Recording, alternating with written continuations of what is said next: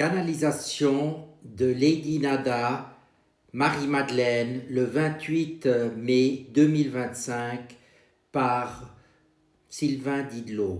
Choisir l'amour maintenant, âme de lumière et d'amour, je vous salue. Je suis Lady Nada. On me prête le rôle d'être une mère d'amour, une mère de compassion et de partage de l'œuvre divine. Je viens aujourd'hui vous parler de temps nécessaire, de passages qui permettront à l'œuvre de Dieu de prendre sa place dans l'œuvre des hommes.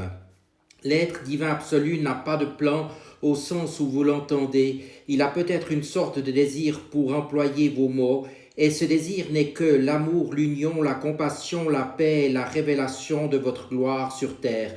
L'humanité a laissé trop de place à la peur, pensant pouvoir l'apaiser par un médicament, un objet, un gadget venu de l'extérieur. Dans sa volonté de maîtrise des événements, l'humanité a oublié que la force divine peut tout transformer en un instant, en une fraction de seconde.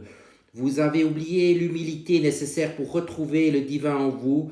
L'arrogance humaine assez généralisée donne trop de pouvoir à ceux qui nourrissent la peur et trop peu à ce qui réunit. Alors oui, le temps vient où la terre comme au ciel, il vous sera montré combien vous perdez de temps dans votre apprentissage. Votre monde n'est pas un monde de pouvoir. Vous avez confondu le fait d'être enfant de Dieu avec celui d'être des dieux manipulateurs. Ceux qui ont joué ce jeu de manipulation perdront leur pouvoir dans les mois et années à venir.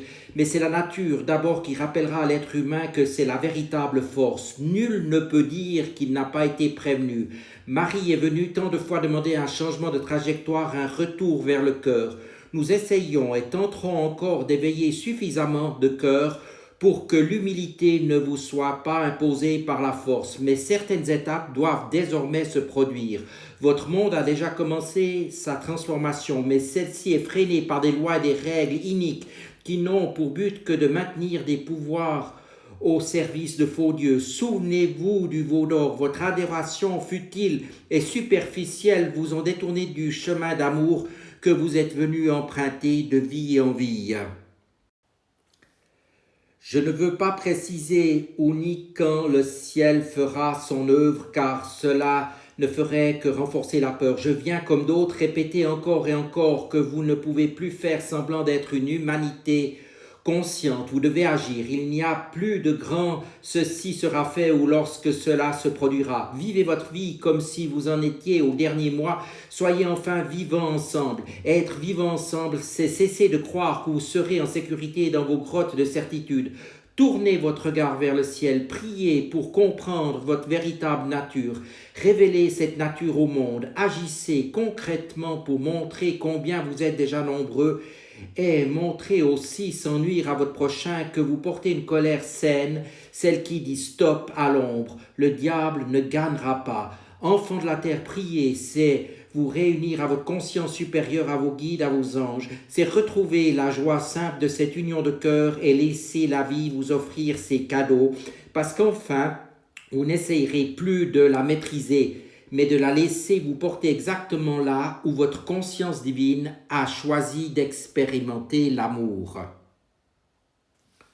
N'ayez pas peur des catastrophes qui pourraient survenir dans les prochaines semaines. Ne maudissez pas le ciel qui tente simplement de reprendre sa place. Croyez en vous, tous unis vers un même but. Nous sommes l'unité de l'esprit, dansant dans l'argile d'un corps, révélant la nature divine partout où se pose notre attention. Alors sachez que chaque acte et chaque pensée sont un choix entre l'ombre et la lumière. Maintenant, à vous de choisir à chaque instant la peur ou l'amour, l'ombre ou la lumière. Dans l'humilité qui sera rappelée à tous tôt ou tard ou maintenant, dans un recueillement sincère et joyeux.